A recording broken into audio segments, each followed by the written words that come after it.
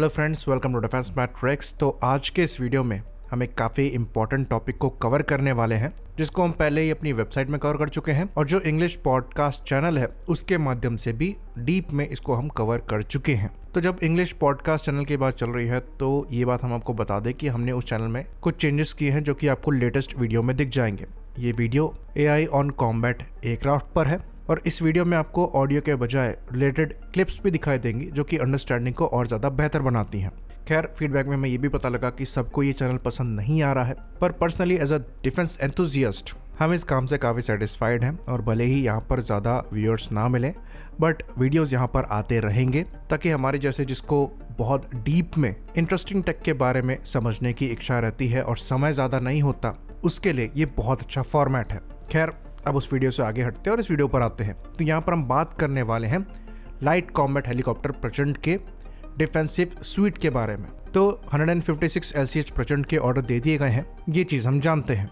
बाकी जो LSP standard के LCH प्रचंड है उनमें लिमिटेड ऑफेंसिव कैपेबिलिटी है और ऑलमोस्ट ना के बराबर डिफेंसिव कैपेबिलिटी है। इसके पीछे कारण ये है कि ये जो 15 हेलीकॉप्टर्स लिए गए थे ये मोस्टली परफॉर्मेंस इवैल्यूएशन के लिए और फीडबैक के लिए लिए गए थे। तो डेफिनेटली जो आपका सीरियल प्रोडक्शन का कॉम्बैट हेलीकॉप्टर होगा उसमें आपको प्रॉपर डिफेंसिव एड्स देने पड़ेंगे और प्रॉपर वेपन इंटीग्रेशन देना पड़ेगा। वेपन इंटीग्रेशन के अंतर्गत जो एंटी टैंक गाइडेड मिसाइल्स हैं उनका इंटीग्रेशन होगा, तो हेलेना और ध्रुवास्त्र मिसाइल यहाँ से इंटीग्रेट होंगी। दूसरी चीज़, ALH रुद्र की तरह यहाँ पर आपको missile approach warning sensors, radar warning receivers और लेजर वार्निंग रिसीवर्स देने पड़ेंगे।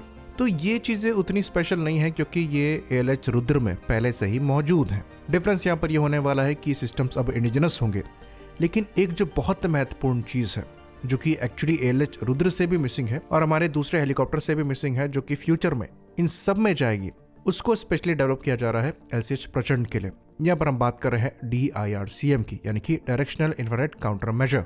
तो रशिया यूक्रेन वॉर से ये चीज साफ हो गई कि ये जो हेलीकॉप्टर्स हैं जो कि लो फ्लाई करते हैं, चाहे ये कॉम्बैट रोल के लिए हो, चाहे ये ट्रूप ट्रांसपोर्टेशन रोल के लिए हो, चाहे ये कार्गो रोल के लिए हो, इनके लिए सबसे बड़ा खतरा जो है ये man portable air defence systems है, क्योंकि इसकी कोई वार्निंग नहीं आती है। जब तक मिसाइल लॉन्च नहीं होगी तब तक मिसाइल अप्रोच वार्निंग सेंसर भी इनको पकड़ नहीं सकता, और क्योंकि शॉर्ट रेंज में ही ये मिसाइल शूट करी जाती हैं तो रिएक्शन टाइम ज़्यादा होता नहीं है। तो ये मिसाइल क्योंकि इंफ्रारेड गाइडेड होती हैं तो पैसिव सीकर्स को यूज़ करती हैं, जो कि एयरक्राफ्ट के या फिर हेलीकॉप्टर के हीट सिग्नेचर को फॉलो करता है।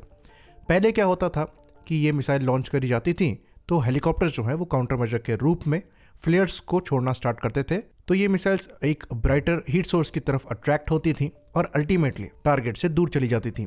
लेकिन अब जो मिसाइल के सेंसर्स हैं वो ज़्यादा बेहतर हो गए हैं। अब जो सेंसर्स हैं वो ईजिली डिफ्रेंशिएट कर सकते हैं हेलीकॉप्टर के इंजन से आ रही हीट में और फ्लेयर से आ रही हीट में, और वो अब फ्लेयर से डिस्ट्रैक्ट नहीं होते हैं। फिर इमेजिंग इंफ्रारेड सीकर भी आ गए हैं जो कि इमेज मैचिंग करते हैं। तो इनको डिफीट करने के लिए आप ट्रेडिशनल काउंटर मेजर सिस्टम्स को नहीं यूज कर सकते, और इस केस में आपको चाहिए DIRCM यानी कि डायरेक्शनल इंफ्रारेड काउंटर मेजर।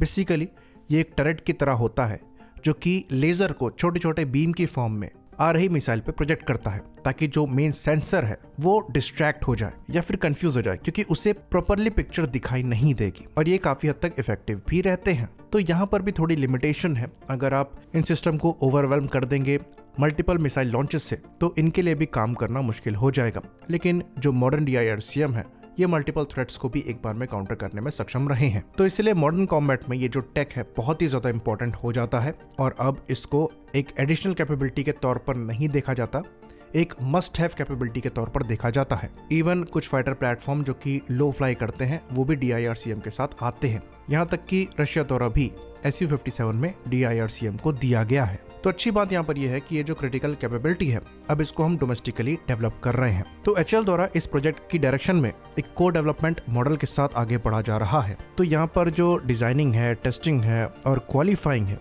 ये 30 महीने से कम समय में खत्म करनी है, यानी कि 3 साल से कम में खत्म करनी है, और इसका जो प्रोडक्शन है ये 2026 या फिर 2027 में देखा जा रहा है। तो करीबन 180 ऐसे DIR सिस्टम्स की रिक्वायरमेंट है जिसको LCH फ्लीट के लिए प्लान किया गया है। तो ये नंबर्स शोकेस करते हैं कि एक हेलीकॉप्टर में एक ही DIRCM रहेगा। तो यहाँ पर जो DIRCM सिस्टम बनाया जाएगा ये हेलीकॉप्टर के इलेक्ट्रॉनिक वॉरफेयर स्वीट के साथ काम करने में सक्षम होना चाहिए, यानी कि जो मॉज है उसके साथ ये टैंडम में काम करेगा, क्योंकि मिसाइल की जो डायरेक्शन है और जनरल लोकेशन है इसका आइडिया मौजी देगा और सारी इंफॉर्मेशन हेलीकॉप्टर के इंटीग्रेटेड एवियोनिक्स डिस्प्ले सिस्टम पर दिखाई जाएंगी। तो ये DIRCM पूरी तरीके से HAL द्वारा ही असेंबल किए जाएंगे और जो प्रोडक्शन है ये 25% कम्प्लीटली बिल्ड यूनिट्स में और फिर 75% रॉ मटेरियल SRU असेंबली में स्प्लिट किया जाएगा, जिसकी वजह से ये कोशिश करी जा रही है करीबन 60% यहाँ पर इंडिजिनस कंटेंट रह सके।